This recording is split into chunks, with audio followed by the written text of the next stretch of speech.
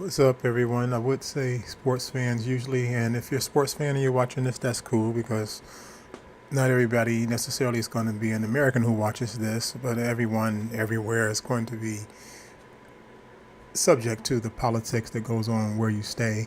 I just wanted to watch this because it's of interest to me. I wanted to just share my thoughts. I don't usually share my opinions in terms of my everyday life, usually because I have such strong opinions. It can turn into a debate that goes on for a while. I've learned a while ago to not let the emotions get the better of me. I transfer that over to my sports takes and opinions that I share.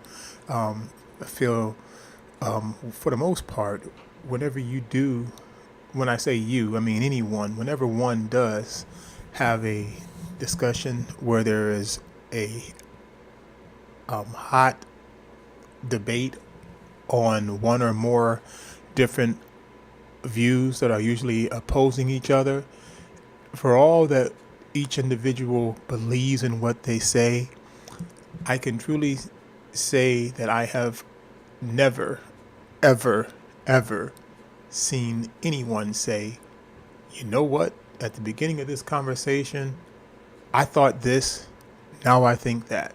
I've never seen it happen. I'm not saying it hasn't, I just never seen it. About the only time you ever come close to that is if you're arguing over past history in terms of what happened. Did this team win? Did that team win? Did this issue get voted? Was it about this? Was this issue about that? Something that can be concretely decided by checking history to see what was recorded. And that's the only time I've ever seen anybody change their position. But in terms of a philosophy of this is how I think this should be done, this is how I think this team should go about, this is the player I think is better than that player, things like that, I've never seen anyone change their mind. So I'm thinking to myself, why am I going to be bothered to get worked up full of emotion when I can just state my case, try to be intellectual about it as possible. You want to at least I do. I want to speak from more than just I want this because I want this. This guy's better because I say this guy's better because it's I mean, if it has value to yourself, that's really much all it ever really needs to have. But if all it really never needs to have is just value to yourself, why do you even bother to share it with somebody else in the first place? I mean, are you trying to change that person's mind, or are you just trying to say what you think and you don't care if you change that person's mind? That's going to be probably different for each individual.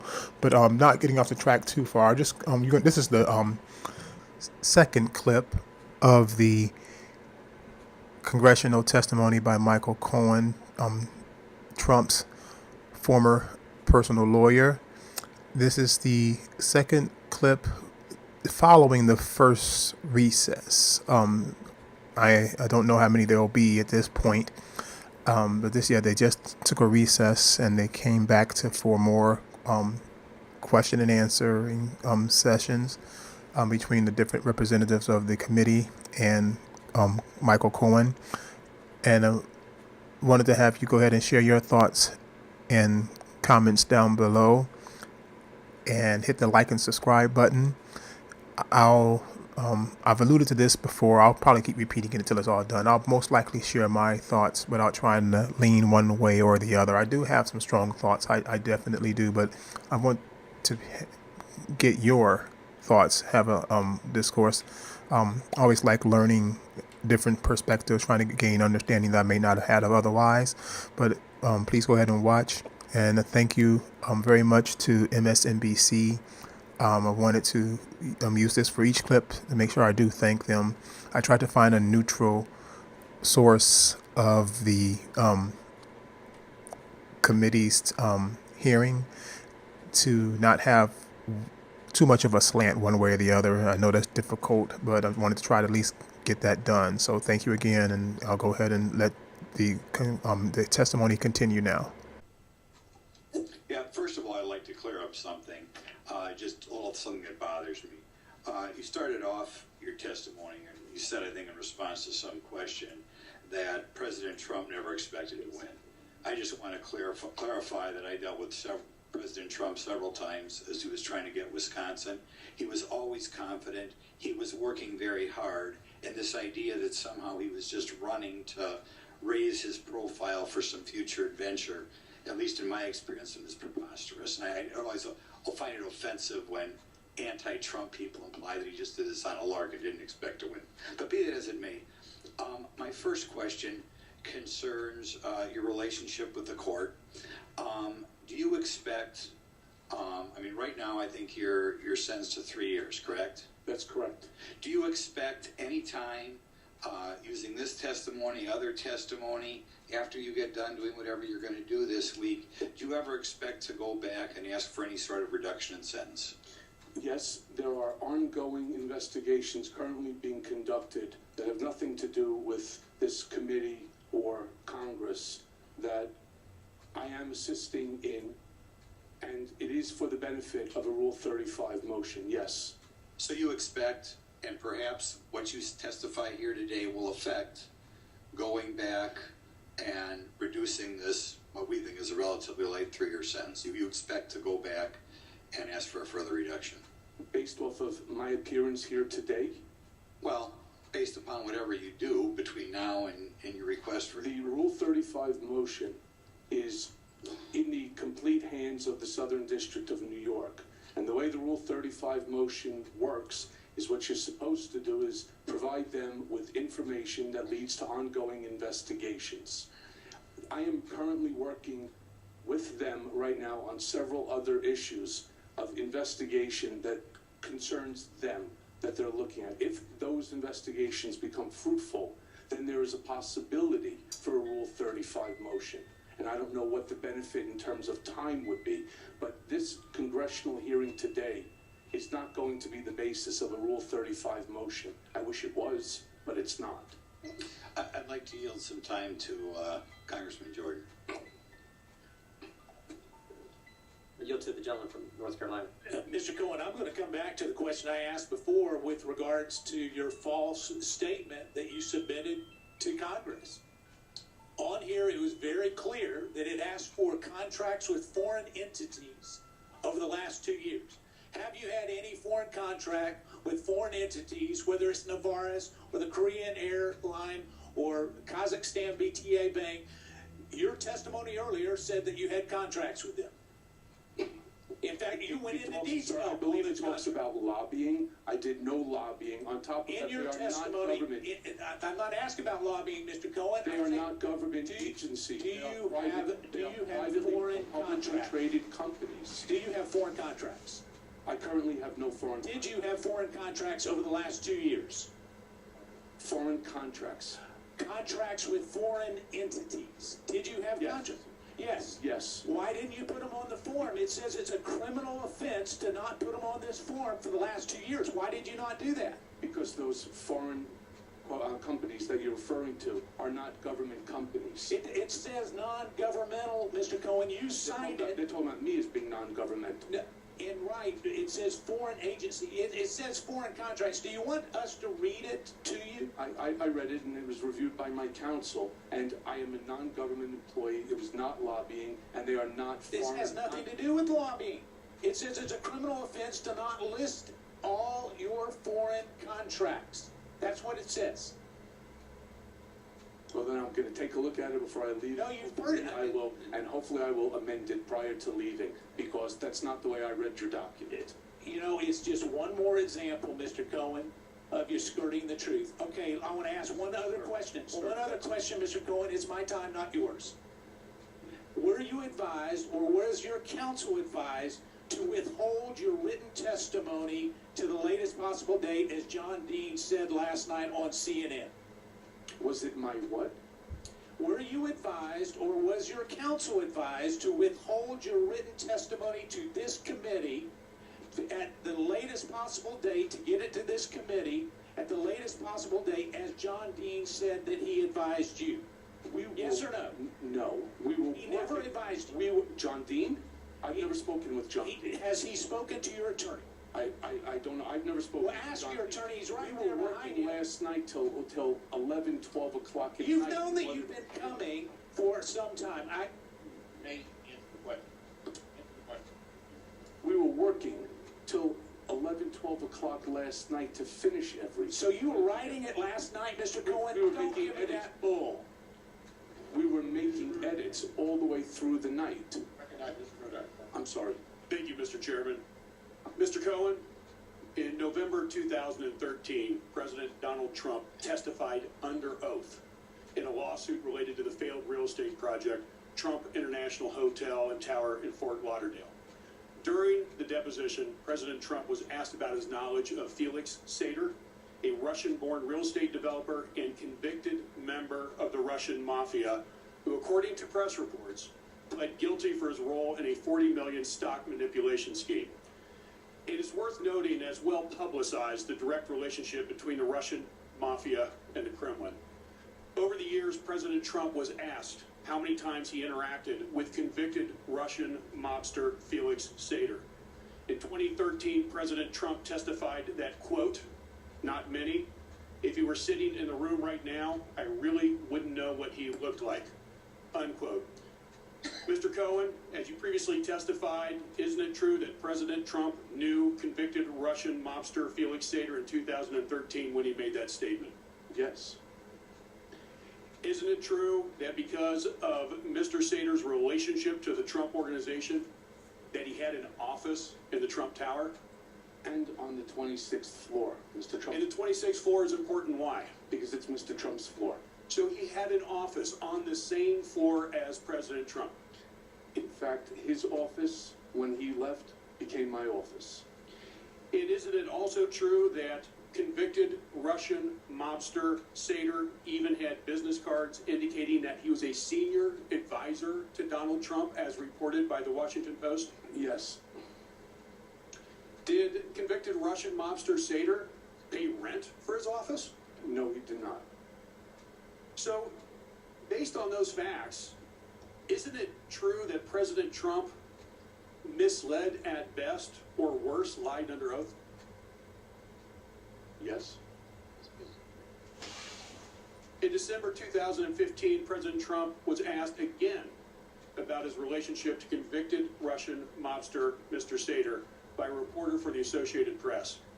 He stated, quote, "Felix Sater, boy, I have to even think about it," unquote. He added, quote, "I'm not that familiar with him," unquote.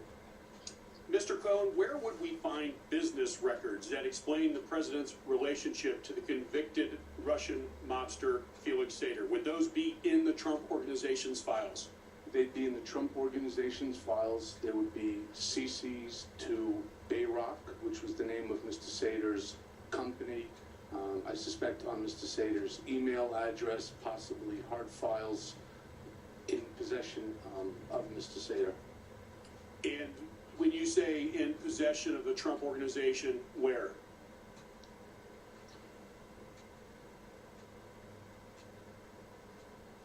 It depends upon who the attorney was that was working on it. Now it would probably be in a box, off-site. They have a storage facility that they Okay. put old files. In addition to convicted Russian mobster Sater, do you know of any other ties to convicted or alleged mobsters President Trump may have? I'm not aware. Is it true that many people with ties to Russia ultimately bought condos in Trump properties, usually for cash? And if so, how many are we talking? 10, 20, 50? I'm not, honestly, sir, I'm not aware of any. The statement that you're referring to, I believe, is made by either Eric or Don, and I don't agree with it. So are you aware of any cash purchases by Russian oligarchs and family members of Trump properties? I'm not aware of that. I can tell you, when you say cash, you mean walking in with a satchel of rubles. The answer is, I've never seen that happen. I've never heard of it. I will tell you, when we sold Mr. Trump's property in Palm Beach, the home for $95 million, it came in by wire. And that came from Mr. Ruboliev's bank account. One other question. You also talked about President Trump doing negotiations throughout the campaign regarding the Trump Tower in Moscow. Was he directly involved in those negotiations? And if so, how do you know? Well, The answer is yes, and as it relates to negotiations, it was merely follow-ups as to what's currently happening, what's happening with Russia, meaning he wanted me to give him a status report. The problem with this is that the project never advanced because they were unable, Mr. Sater was unable to provide me with proof that somebody owned or controlled a piece of property that we can actually build on. Gentleman's time has expired. Your motion. Mr. Cohen, why did Mr. Trump choose to hire you, and why did he trust you with the various tasks that you performed for him? I don't know, sir. You would have to ask him that question. Well, we've heard here that you have bad character. You've admitted to that over the years. You have no idea why he chose to hire you. In 2006, I was asked by Don Jr. to come meet with his father. I did. He then followed up by asking if I would take a look at an issue that was occurring at Trump World Tower with the board. I went ahead and I looked into it, and I found that the statements that the board were making about Mr. Trump were inaccurate. And the reason Don came to me is because I had an apartment there for investment. My parents had an apartment there. My in-laws lived there. Friends of mine, we all bought as a big block from a brokerage company, and we got a good price on each unit. And we ultimately turned over the board, and I became actually the treasurer of the board because the out-of-control spending was going to put the building into bankruptcy. And I was proud to say that within a year, we had plus $1 million versus minus 1.3. At the end of the day, Mr. Trump appreciated that, and he tasked me with something else. It was to handle a problem that Don Jr. had created in terms of a business, a license deal, and we resolved that. And then on top of that, the third time, Mr. Trump had asked me to take a look at the third Trump Entertainment Resort Chapter 11 reorganization, because he had a series of questions that he wanted answered. And I read these two stacked books, gave him the answers that he needed, and with that, the next time I was sitting in his office, and he asked me if I was happy at the sleepy old firm that I was with. I said yes. He said, would you rather work for me? And I asked him, will you offer me a job? And he said, yeah. And we negotiated, and I actually never went back to my office. All right. But you suggested that the president sometimes communicates his wishes indirectly. For example, you said, quote, Mr. Trump did not directly tell me to lie to Congress. That's not how he operates, end quote.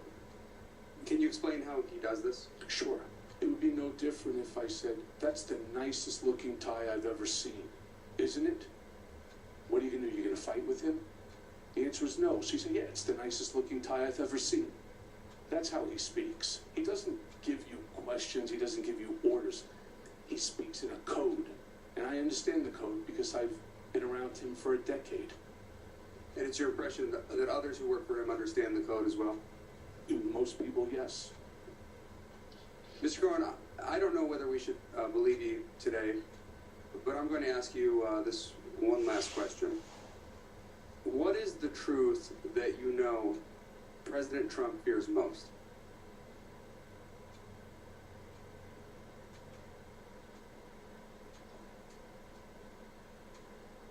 That's a tough question, sir.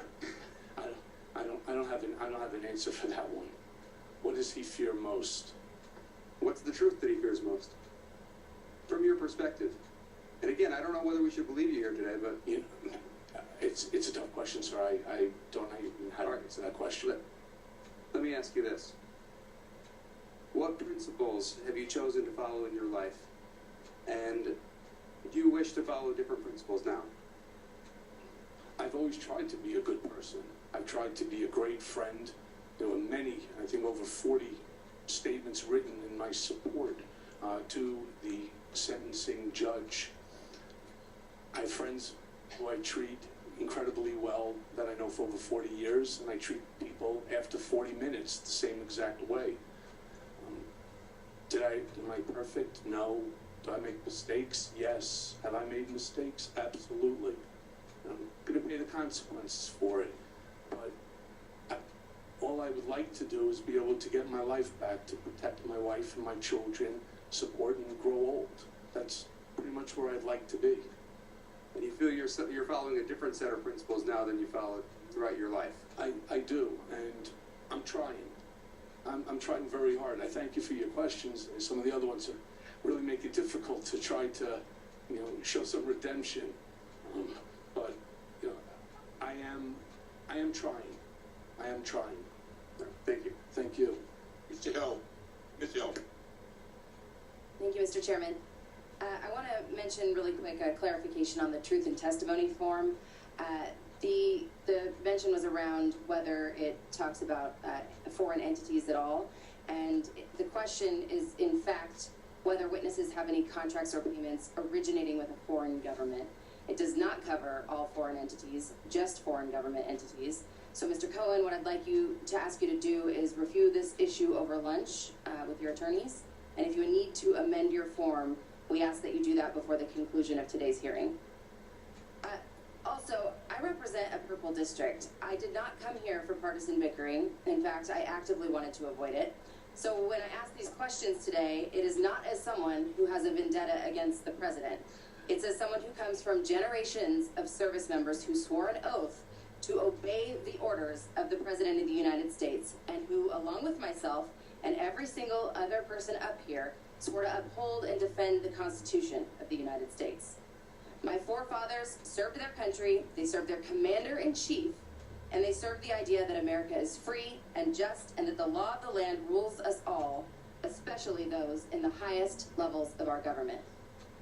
So I ask these questions to help determine whether our very own president committed felony crimes while serving in the Oval Office, including efforts to conceal payments that were intended to mislead the public and influence the outcome of an election. I hope to God that is not the case. So, Mr. Cohen, on January 22nd, 2018, just days after the Wall Street Journal broke the story that Mr. Cohen paid $130,000 to Stephanie Clifford to silence her during the 2016 presidential campaign, a nonprofit watchdog called Common Cause filed a complaint with the Department of Justice and FEC, alleging the payment to Ms. Clifford may have represented an illegal in-kind contribution to the Trump campaign. I ask that their complaint be entered into the record. On February 13th, 2018, Mr. Cohen, you sent a statement to the reporters that said, quote, I used my own personal funds to facilitate a payment of $130,000 to Ms. Stephanie Clifford, and neither the Trump organization nor the Trump campaign was party to the transaction with Ms. Clifford, and neither reimbursed me for the payment either directly or indirectly. Was the statement false? The statement is not false. I purposefully left out Mr. Trump individually from that statement. Okay. Why did you say it that way? Because that's what was discussed to do between myself, Mr. Trump, and Alan Weisselberg. So it was carefully worded. Yes, ma'am. Great. Mr. Cohen, a reporter for the magazine Vanity Fair has reported that she interviewed you the very next day on February 14th, 2018, about the payment and reimbursement. And she wrote, quote, last February 14th, I interviewed Cohen in his office about the statement he gave the FEC, in which he said Trump didn't know about the Stormy payment or reimburse him for it. Do you recall this meeting with the reporter? I do. The reporter also wrote, Trump called while I was there. I couldn't hear much, but he wanted to go over what the public messaging would be. Is that accurate? It is. Did the president call you while you were having a meeting with the reporter? Yes. Did the president call you to coordinate on public messaging about the payments to Ms. Clifford's in or around February 2018? Yes. What did the president ask or suggest that you say about the payments or reimbursements? He was not knowledgeable of these reimbursements, and he wasn't knowledgeable of my actions. He asked you to say that. Yes, ma'am. Great. In addition to the personal check for $35,000 in July 2017, is there additional corroborating evidence that Mr. Trump, while a sitting president of the United States, directly reimbursed you hush money as part of a criminal scheme to violate campaign finance laws? There are 11 checks that I received for the year. The reason why 11, because, as I stated before, one had 2 checks. And you have copies of all of those? I can get copies. I'd have to go to the bank. So we will be able to get copies of all 11 checks that Mr. Trump provided to you as part of this criminal scheme. It's either from his personal account, as what was demonstrated in the exhibit, or it would come from the Donald J. Trump account, the trust account. Thank you, Mr. Cohen. I yield back the remainder of my time. Mr. Gibbs. Thank you, Mr. Chairman. You know, I'm just been sitting here, I'm new to the committee, I'm not an attorney. Sometimes, Mr. Chairman, no, your answers to you're competent or are a liar. I think maybe be a better attorney, I don't know. I'm looking through this, you come in here and you rail on the President of the United States, Commander-in-Chief, while he's over and across the Pacific Ocean, trying to negotiate a deal to make this world safer. And Mr. Chairman, that's just having this committee at this time when the Commander-in-Chief's out of the country is just I think it's a new president. But you could call him a racist, a cheat, and you know, attack his character. And I've been with the president a little bit, and I didn't see that in the president. I see a president who's very sincere, who's trying to make this country better for every American.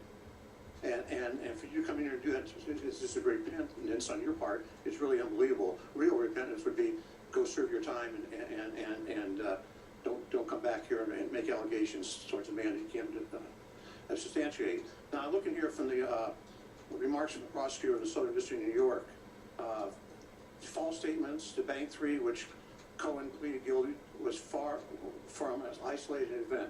It was one of the long series of self-serving lies Cohen told of numerous financial institutions. Earlier in your testimony, I think I heard you say that only there was a home equity loan, but apparently the prosecutors in New York think that there's other financial things that you did. You also, they said, managed to commit a series of crimes, all withholding himself out as a licensed attorney and a standing member of the bar. Also, the Southern District prosecutor said that, wrote that your consciousness of wrongdoing is fleeting, that your remorse is minimal, and that your instinct to blame others is strong. So I'm kind of left here. Why? You worked for the president for 10 years before he was president. If you have any sense of integrity that you're trying to tell us you have now, it was that bad, why didn't you leave? You weren't stuck there because of financial reasons. You had ways to leave. You're an attorney. And so that's just kind of, you know, the president's working tirelessly and you couldn't make these allegations and you could have left anytime you want. It looks like to me you're trying to save face. And with the other questions that came out here was, looks like to me you're going to have a very lucrative deal at some point in your life, but you don't look like you're in close to retirement. You're going to have some type of lucrative deal. And so one of my questions is, and it's come up a little bit, talks with you and your attorney, and there's been talks about members of Congress and staff, and you said there was some discussions. Was any of those discussions that you or your attorneys had with members of Congress or staff or prosecutors to get considerations to favor or other considerations to you or your family in the future? No, the conversations were about the topics, and because there were things that originally we could not speak about at the request of whether it was the special counsel's office or the Southern District or any of the other agencies, including the House Select Intel or the Senate Select Intel. Sir, just for your personal edification here, I was asked to come here. Your chairman sent a letter to Mr. Davis, and I accepted, so I'm here voluntarily. No, I understand that. Sir, and if you believe that I'm my time, I understand. I think this is political theater. Sir, if you believe it's not political theater for me, and I take no pleasure in saying anything negative about Mr. Trump. You've met him for a short period of time. I've been with him for over a decade. I've traveled with him internationally. I've spent dinners with him. It doesn't make me feel good about what's going on here. And as far as saving face, I'm not sure how being in front of the world, being called Well, this world today, with these lucrative book deals, movies that come about, I think you'll be pretty good in about 5 years. I yield the rest of my time to the chairman. Recommend. I thank the gentleman for yielding. Earlier you said you started the campaign? That's correct, in 2011. You started the campaign for President of the United States for Donald Trump? I certainly did, sir. Now that's news. ShouldTrumpRun.com. Wow. 2011 was my idea. I saw a document in the newspaper that said, who'd you vote for in 2012? 6% of the people said Michael Cohen. 6% of the people turned around and said they'd vote for Donald Reason Trump. Donald Trump is president. So I brought it into his office and I said to him, Mr. Trump, take a look at this. He goes, well, wouldn't that be great? And with that is where it all started. Yeah. Okay, like I'm sure he had never thought of anything like that until you came. No, I didn't Let me say ask you that one question. either. Look, I got 8 seconds. What did you talk to Mr. Schiff about?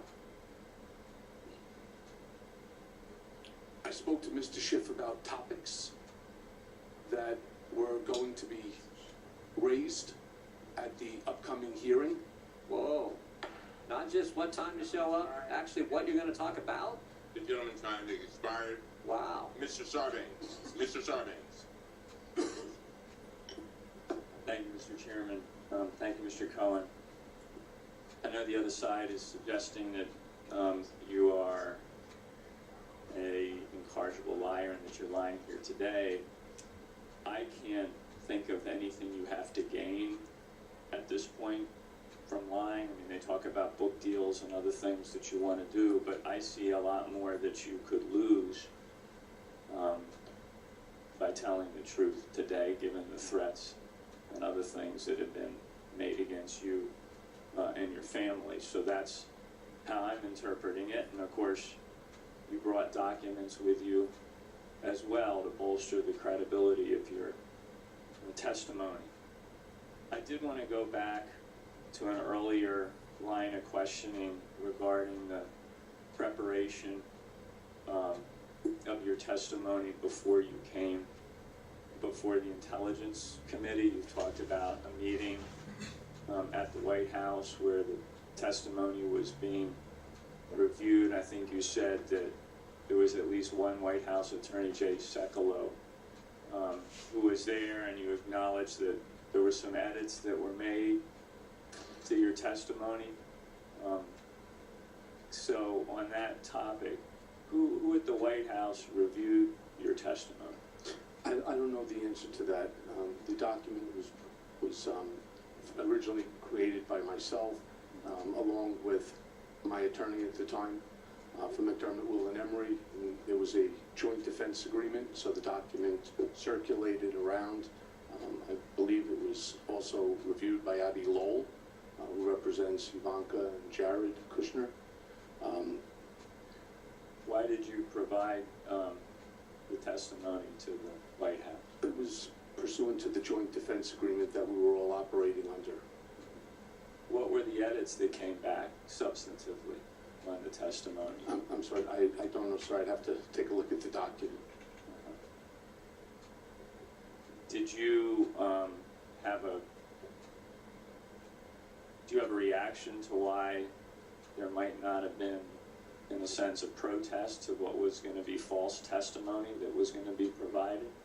No, sir, because the goal is to stay on message. It's just limit the relationship whatsoever with Russia. It was short. There's no Russian contacts. There's no Russian collusion. There's no Russian deals.